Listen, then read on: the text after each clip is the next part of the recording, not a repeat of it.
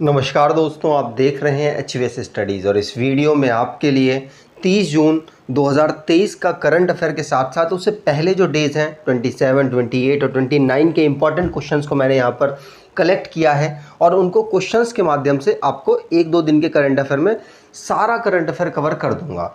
2-3 दिन से क्या हो रहा था कि मैं बीमार चल रहा था, उसकी वजह से मैं एडमिट था और वहाँ पर मेरे पास लैपटॉप नहीं था तो काम हो नहीं पा रहा था, इसीलिए उसके लिए क्षमा चाहता हूँ और अब से आपको रेगुलर वीडियो मिलेगी। चलिए स्टार्ट करते हैं।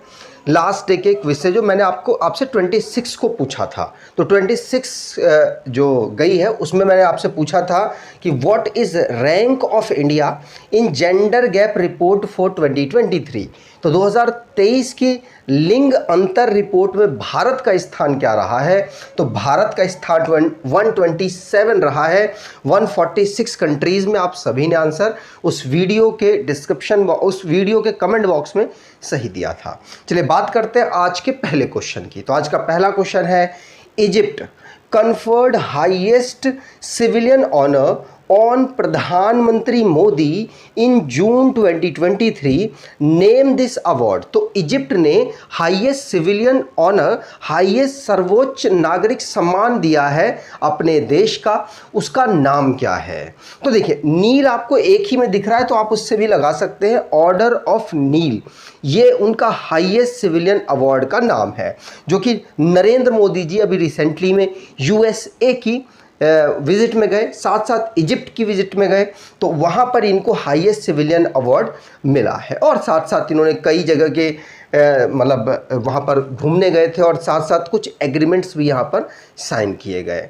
यहाँ पर ध्यान रखेंगे, प्रधानमंत्री मोदी जी 2 दिन की विजिट में थे, 24 जून और 25 जून को। उस समय पर इन्होंने अब्दे फतेह अल सीसी से मुलाकात की और उनके द्वारा इनको नील का, इजिप्ट का highest award order of the Nile दिया गया। ध्यान रखेंगे। और पहली जो विजिट हुई थी इंडियन प्राइम मिनिस्टर की इजिप्ट में, वो 1997 को हुई थी। अभी ऑर्डर ऑफ द नील क्या है? तो ध्यान रखिएगा, इजिप्ट में इसको कहा जाता है खिलादत अल नील। क्या?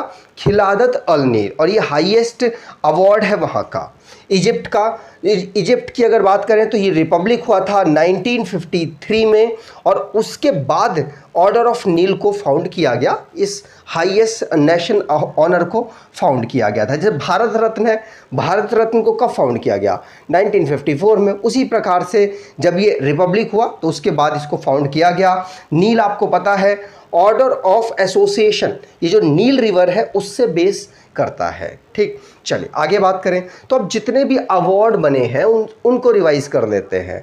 पहला क्वेश्चन पढ़ लिया। दूसरे, सूरत आपको पता है गिनीज वर्ल्ड रिकॉर्ड इसने बनाया, किस चीज़ के लिए? तो योगा डे के अवसर पर लार्जेस्ट लोगों की गैदरिंग के लिए 1 लाख से ज़्यादा लोग यहाँ पर इकट्ठे हुए थे।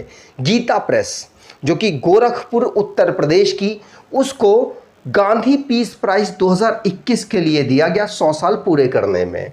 तेलंगाना के चीफ मिनिस्टर पहले इंडिया के ऐसे चीफ मिनिस्टर बने जिनको इंटरनेशनल ग्रीन एप्पल अवार्ड मिला है। उनकी 4 जो कंस्ट्रक्शंस, माफ कीजिएगा 5 जो कंस्ट्रक्शंस हैं उनको, उनके राज्य की। ठीक, Lalita Natarajan US department of labour के द्वारा 2023 का इकबाल मसीह अवार्ड इनको मिला है। जोइता गुप्ता, इनको स्पिनोजा प्राइज से सम्मानित किया गया। ये क्या है? तो डच साइंस का हाईएस्ट ऑनर है। जसिंडा अर्डन, ये न्यूजीलैंड की फॉर्मर प्राइम मिनिस्टर थी और इनको सेकंड हाईएस्ट ऑनर वहाँ का मिला है। जगदीश पिल्लई वाराणसी से बिलोंग करते हैं, इनके नाम पर गिनीज वर्ल्ड रिकॉर्ड दर्ज हो चुका है। क्यों? क्योंकि इन्होंने दुनिया का सबसे लंबा सॉन्ग को रच दिया है जो श्री रामचरितमानस है। ठीक, अगला question, the union cabinet approved the bill to set up the national research foundation, who will be its chairman. तो केंद्रीय मंत्रिमंडल ने राष्ट्रीय अनुसंधान फाउंडेशन की स्थापना के विधेयक को मंजूरी दे दी। इसके अध्यक्ष कौन होंगे? तो इसके अध्यक्ष कोई और नहीं, प्रधानमंत्री मोदी जी होंगे, मतलब भारत के प्रधानमंत्री इसके अध्यक्ष होंगे। किसके? नेशनल रिसर्च फाउंडेशन के। ध्यान रखिएगा, नेशनल रिसर्च फाउंडेशन, जो कि भारत में रिसर्च से रिलेटेड पैसा एलोकेट करना, रिसर्च से रिलेटेड निगरानी रखने का काम करने वाली है। और इसकी अध्यक्षता कौन करेंगे? तो प्रधानमंत्री जी इसकी अध्यक्षता करने वाले हैं। ध्यान रखिएगा, इसमें कितना बजट एलोकेट किया गया एनआरएफ के लिए? तो 50,000 करोड़ रुपीस इसमें अभी इन्वेस्ट किया गया है। ठीक है, और आपको बता दूं, जो ये एनआरएफ है ये किसके साथ कोलैब करके काम करने वाला है? तो ये SERB मतलब science and engineering research board, जो कि 2008 में बना था, उसके साथ कोलैबोरेशन करके रिसर्च की फील्ड में काम करेगा और इसको हेड करेंगे भारत के प्रधानमंत्री जी। ध्यान रखिएगा, अगर आप कोई ई बुक देख रहे हैं, रिसेंटली में आपका कोई एग्जाम है, तो आप इस ई बुक को देख सकते हैं। इसमें अक्टूबर से लेकर अप्रैल तक का करंट अफेयर कवर किया गया है। डिस्क्रिप्शन बॉक्स में लिंक है, ज़रूर चेक कर लीजिएगा। अभी रिसेंटली में DSSB के एग्जाम्स हुए, वहाँ पर बहुत अच्छा रिस्पॉन्स इस ई बुक का मिला है। अगला question, which country has been named by FIFA as the honour country for the under 17 world cup 2023? आपको पता है अंडर 17 वर्ल्ड कप जो फीफा का होना था, उसको होस्ट किया जाना था पेरू के द्वारा, लेकिन पेरू ने मना कर दिया कि हम नहीं होस्ट करेंगे। जब पेरू ने मना कर दिया तो उसके बाद नई कंट्री को यहाँ पे सिलेक्ट करना था फीफा को, तो नई कंट्री के रूप में सिलेक्ट किया है फीफा ने इंडोनेशिया को। किसको? इंडोनेशिया में अब अंडर 17 वर्ल्ड कप 2023 का फीफा का होने वाला है। कब से कब तक होगा? तो ध्यान रखिए, ये जो टूर्नामेंट है, इसको नवंबर दिसंबर में ऑर्गेनाइज कराया जाएगा। 10 नवंबर से शुरू हो जाएगा और 2 दिसंबर तक चलने वाला है। पेरू पहले इसको ऑर्गेनाइज करने वाला था, लेकिन उसने विड्रॉ कर लिया और उसके बाद अब ये इंडोनेशिया को दिया गया है। इंडोनेशिया की बात करें तो कैपिटल जकार्ता है और कैपिटल इसकी नुसंतारा है और प्रेसिडेंट जोको विदोदो, करेंसी यहाँ की इंडोनेशियन रुपया है। अगला क्वेश्चन, उससे पहले जितने भी हमारे स्पोर्ट्स से करंट अफेयर बने हैं उनको रिवाइज करते हैं। पहला क्वेश्चन पढ़ लिया। दूसरा, इंडियन ओलंपिक एसोसिएशन ने भारत इन पेरिस कैंपेन को स्टार्ट किया, जिससे कि भारत के एथलीट्स को पेरिस में खेलने के मुकाबले तैयार किया जा सके। वैसे तो तैयार है, बस उनको टेस्ट किया जा सके। क्रिस्टियानो रोनाल्डो, जिन्होंने गिनीज वर्ल्ड रिकॉर्ड में अपना नाम दर्ज कराया, किस रूप में? तो उन्होंने सबसे ज़्यादा इंटरनेशनल मैचेस खेल लिए। कितने? 200 इंटरनेशनल मैचेस। भारत की पहली वुमेन कबड्डी लीग ऑर्गेनाइज होगी दुबई में। इजिप्ट, जो कि वर्ल्ड स्क्वैश चैंपियनशिप जिसको इंडिया में ऑर्गेनाइज कराया गया, तमिलनाडु की कैपिटल चेन्नई में, उसे इसने जीत लिया और मलेशिया को हराकर जीता है। एशिया कप 2023 का पाकिस्तान और श्रीलंका क्रिकेट का एशिया कप इसको होस्ट करेंगे। फ्रेंच ओपन टेनिस जो टूर्नामेंट है, ये नंबर 1 प्लेयर इस समय पर फीमेल में ईगा स्वितक है, उनके द्वारा इसको जीता गया। ध्यान रखिएगा, पोलैंड से बिलोंग करती हैं। ऑस्ट्रेलियन बैट्समैन हैं टेविस हेड, इनके द्वारा WTC 2023 में, WTC मतलब वर्ल्ड टेस्ट चैंपियनशिप, माफ़ कीजिएगा, वर्ल्ड टेस्ट चैंपियनशिप 2023 में इन्होंने पहली शतक मारा और इसी टीम ने, ऑस्ट्रेलिया ने इसको जीत लिया। भारतीय जो रेसलर हैं मनीषा, इनके द्वारा UWW रैंकिंग सीरीज़ में जो बिस्केक में ऑर्गेनाइज कराई गई गोल्ड मेडल जीता गया। ठीक, अगला question, when is the international day against drug abuse and illicit trafficking observed? तो नशीली दवाओं के दुरुपयोग और अवैध तस्करी के खिलाफ अंतर्राष्ट्रीय दिवस कब मनाया जाता है? आंसर होगा, ये दिवस मनाया जाता है कब? 26 जून को। याद रखिएगा, नशीली दवाओं के दुरुपयोग और अवैध तस्करी के खिलाफ अंतर्राष्ट्रीय दिवस 26 जून को हम ऑब्जर्व करते हैं, जिसकी theme people first, stop sigma, discrimination, strengthen prevention रखी गई है। इसको पहली बार 1987 में ऑब्जर्व किया गया था। इन दवाओं से जो मेंटल और फिजिकल हेल्थ प्रॉब्लम होती है उसको उजागर करने के लिए और दुनिया में इस चीज़ को टोटली बैन करने के लिए इसको ऑब्जर्व किया जाता है यूनाइटेड नेशन के द्वारा। ठीक, अगला question, when is MSME day celebrated, मतलब micro small and medium enterprises day हम कब सेलिब्रेट करते हैं? आंसर होगा ये 27 जून को हम ऑब्जर्व करते हैं। MSME के क्षेत्र में जो काम कर रहे हैं लोग उनको रिस्पेक्ट देने के लिए और उनके अंदर अपनी बड़ी इंडस्ट्री को डेवलप करने के लिए जो चाह बढ़ाना है वो इस डे का मकसद है। और इसकी theme future ready MSME for India @100 रखी गई है। इसको 2007 में अडॉप्ट किया गया था और पहली बार 2018 में इस डे को मनाया गया। ध्यान रखिएगा, MSME में जो फाइनेंशियल इंडिपेंडेंस है वो कोशिश की जा रही है सरकार के द्वारा कि प्रोवाइड कराई जा सके, जिससे कि लोग अपना जो बिजनेस है, जो भी बिजनेस है उसको स्टार्ट कर सकें। अगला question, where was the special olympic world game 2023 held, विशेष ओलंपिक विश्व खेल 2023 कहाँ आयोजित किए गए? आंसर होगा इन्हें आयोजित किया गया है बर्लिन जर्मनी में। ध्यान रखिएगा, जो स्पेशल ओलंपिक वर्ल्ड गेम 2023 है इनको बर्लिन में ऑर्गेनाइज कराया गया। ध्यान रखेंगे 17 जून से लेकर 25 जून तक इसे ऑर्गेनाइज कराया गया। इसमें लगभग 7000 एथलीट्स ने पार्टिसिपेट किया।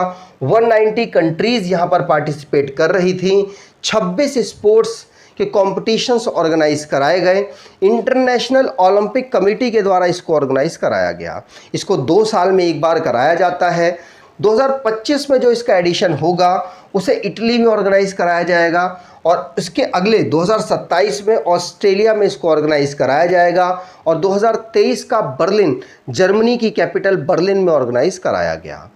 यहाँ पर भारतीय एथलीटों ने 202 मेडल जीते हैं, जिसमें 76 मेडल गोल्ड है, 75 मेडल सिल्वर है, 51 मेडल यहाँ पर ब्रॉन्ज है। आगे बात करें, अगला question, ICC to launch which world cup trophy into space in June 2023। तो ICC जून 2023 में किस विश्व कप ट्रॉफी को अंतरिक्ष में लॉन्च करेगा? आंसर है ये लॉन्च करेगा ODI को। किसको? जो वनडे क्रिकेट है उसको। तो वनडे 50-50 ओवर के मैचेस की जो ट्रॉफी है, आपको पता है इसका टूर्नामेंट 2023 में होने वाला है। भारत में इसको होस्ट किया जाएगा और इसकी ट्रॉफी को अंतरिक्ष में लॉन्च किया जाएगा। अंतरिक्ष में भी स्ट्रेटोस्फीयर, जो कि हमारी सेकंड लेयर है, हमारे अर्थ में आपको पता है लेयर्स है, ट्रोपोस्फीयर, स्ट्रेटोस्फीयर, उसके बाद मीजोस्फीयर और उसके बाद एक्सोस्फीयर और फिर आई थिंक आइनोस्फीयर, फिर एक्सोस्फीयर। तो इस प्रकार से लेयर का जो सीक्वेंस है उसमें स्ट्रेटोस्फीयर तक ये जो ट्रॉफी है इसको लॉन्च किया जाएगा और इस लॉन्च करने में SpaceX की मदद ली जाएगी, जो कि अमेरिकन प्राइवेट स्पेस एजेंसी है ICC के द्वारा। और आपको पता है ये जो वर्ल्ड कप है इसको भारत में ऑर्गेनाइज कराया जा रहा है, ये पहले से ही तय था। नरेंद्र मोदी स्टेडियम में इस ट्रॉफी को लैंड कराया जाएगा। ठीक, चलिए आगे बात करें तो ICC की बात कर लें तो ICC के चेयरमैन ग्रेग बार्कले हैं, CEO जियोफ एलार्डिस है, हेडक्वार्टर दुबई UAE में अवेलेबल है। अगला question, who became the president of BRICS chamber of commerce and industry women's vertical? तो BRICS chamber of commerce and industry women vertical की अध्यक्ष कौन बनी है? आंसर होगा ये बनी है रूबी सिन्हा। कौन? Ruby Sinha BRICS chamber of commerce and industry women vertical की अध्यक्ष बनी है। ये है रूबी, ध्यान रखिएगा। तो रूबी जी को अपॉइंट किया गया है BRICS chamber of commerce industry में महिलाओं के चेयरमैन के रूप में, महिला वर्टिकल के चेयरमैन के रूप में। याद रखिएगा ब्रिक्स क्या है? तो ब्रिक्स 5 देशों का ये समूह है जिसमें भारत भी इसका एक मेंबर है। 2006 से इसे फाउंड किया गया था। भारत फाउंडिंग मेंबर था और 2010 में इसमें साउथ अफ्रीका इंक्लूड हुआ और उसके बाद इसका एक बैंक भी स्थापित हुआ, एनडीबी बैंक के नाम से 2014 में, ध्यान रखेंगे। और रूबी सिन्हा जी अब यहाँ पर महिलाओं के इनके वर्टिकल को लीड कर रही हैं। अगला question, Google has announced to open global fintech centre in which state of India. तो गूगल ने भारत के किस राज्य में ग्लोबल फिनटेक सेंटर खोलने की घोषणा की है? आंसर होगा, गूगल ने भारत में ग्लोबल फिनटेक सेंटर खोलने की अनाउंसमेंट गांधीनगर गुजरात में की है। अभी रिसेंटली में भारत के प्रधानमंत्री और अल्फ़ाबेट के सीईओ या कह सकते हैं गूगल के सीईओ और चेयरमैन कौन, सुंदर पिचाई की मीटिंग हुई। उसमें उनके द्वारा ये अनाउंस किया गया कि हम ऐसा करने वाले हैं। और भारत के जो रिप्रेजेंटेटिव हैं उन्होंने ट्विटर में भी ये अनाउंस किया कि जो गूगल का एक सेंटर है वो कहाँ खुलने वाला है, गांधीनगर गुजरात में खुलने वाला है, ध्यान रखिएगा। आगे बात करें, अगला question, how much amount Amazon announce to invest more in India during PM Modi visit USA. तो प्रधानमंत्री मोदी की यूएसए यात्रा के दौरान अमेजन ने भारत में कितनी राशि और निवेश करने की घोषणा की है? इस निवेश के बाद भारत में रोजगार जरूर बढ़ेगा, इसमें कोई दो राय नहीं है, अगर इतना निवेश हो जाता है तो। यहाँ पर उन्होंने $15 बिलियन और निवेश करने की घोषणा की है। ध्यान रखिएगा, जो अमेजन के सीईओ हैं एंडी जैसी, उनकी मीटिंग नरेंद्र मोदी जी के साथ हुई, उसमें उन्होंने $15 बिलियन और इन्वेस्ट करने की बात की है। अगर ये इन्वेस्टमेंट हो जाता है तो टोटल इनका इन्वेस्टमेंट $26 बिलियन का हो जाएगा, जिससे भारत में जो डिजिटल से जुड़े हुए लोग हैं और डिजिटल बिजनेस से जुड़े हुए लोग हैं उसमें एम्प्लॉयमेंट की जो कैटेगरी है, एम्प्लॉयमेंट है, इस कैटेगरी में काफ़ी ज़्यादा बढ़ेगा। ठीक, चलिए आगे बात करें। अगला question, which storm has declared by IMD as the longest active cyclone since 1977। तो IMD ने, इंडियन मेट्रोलॉजिकल डिपार्टमेंट ने किस साइक्लोन को लॉन्गेस्ट एक्टिव साइक्लोन 1977 के बाद बताया है? आंसर होगा, अरेबिक सी में उठा हुआ ये साइक्लोन है जिसका नाम है बिपोरजॉय। बिपोरजॉय आपको पता है इसका नामकरण बांग्लादेश ने किया था और ये अरब सागर से उठा और अरब सागर से उठने के बाद इसने महाराष्ट्र और गुजरात के काफ़ी रीजन को अफेक्ट में डाला है। ठीक, और लॉन्गेस्ट टाइम तक ये स्टे किया है, इसीलिए 1977 के बाद इसको इस कैटेगरी में डाला गया इंडियन मेट्रोलॉजिकल डिपार्टमेंट के द्वारा। आपको पता है 2019 में साइक्लोन क्यार आया था जो कि 9 दिन 15 आवर तक चला, अरेबिक सी से उठा था। और साइक्लोन काजा आया 2018 में, बंगाल से उठा था, वो 9 दिन 15 आवर तक वो भी चला। और याद रखिएगा, जो अरेबिक सी से उठा हुआ बिपोरजॉय है उसने इन सभी का रिकॉर्ड तोड़ते हुए और 1977 के बाद लॉन्गेस्ट समय तक रहने वाला साइक्लोन का जो रिकॉर्ड है वो बना दिया है IMD के अकॉर्डिंग। तो IMD का हेडक्वार्टर न्यू दिल्ली में है, डायरेक्टर जनरल मृत्युंजय मोहपात्रा हैं। आगे बात करें, अब रिवाइज करते हैं 26 को जो मैंने पढ़ाया था करंट अफेयर उसको। What is the rank of India in gender gap report for 2023? तो 127 आंसर सही होगा। अमित शाह ले फाउंडेशन स्टोन ऑफ बलिदान स्तंभ इन विच सिटी? तो श्रीनगर में बलिदान स्तंभ की स्थापना किसने? अमित शाह जी ने की थी। 24 जून को हम international day of women in diplomacy is observe करते हैं। और अगला question, which country inked deal with Pakistan to set up nuclear power plant? तो पाकिस्तान के साथ साइन अप पावर प्लांट को डेवलप करने के लिए चाइना ने किया है। और अनुराग ठाकुर जी जिनके द्वारा भारत इन पेरिस कैंपेन को फ्लैग ऑफ किया गया। मुंबई में 8th edition global pharmaceutical quality summit को ऑर्गेनाइज कराया गया। अगला क्वेश्चन है, which author wrote a new book title जिसका नाम था इंडियाज़ फाइनेंस मिनिस्टर? तो इमरजेंसी से पहले और आज़ादी के बाद के फाइनेंस मिनिस्टर के बारे में किसने लिखा? तो AK भट्टाचार्य ने लिखा। और ओमान जिसने हिस्ट्री क्रिएट की है और पहला फॉरेन गवर्नमेंट बना है जिसने प्रमोट किया है योगा को, और पाकिस्तान जिसने होली को बैन कर दिया है जिससे कि अपना इस्लामिक आइडेंटिटी को बचा के रख सके। अब अब आपके लिए दिया हुआ है रिवीजन के बाद एक क्विज़, तो आप क्विज़ का आंसर कमेंट बॉक्स में दीजिएगा। क्विज़ है, व्हेन इज़ MSME मतलब micro small and medium enterprises day celebrated. तो कमेंट बॉक्स में बताइएगा कि MSME वाला जो डे है हम कब ऑब्जर्व करते हैं। अगर आपको ये वीडियो अच्छी लगी है तो आपसे अनुरोध करूँगा वीडियो को लाइक कर दीजिएगा, चैनल को सब्सक्राइब कर लीजिएगा और एटलीस्ट अपने कुछ दोस्तों तक वीडियो को शेयर ज़रूर कीजिएगा। धन्यवाद।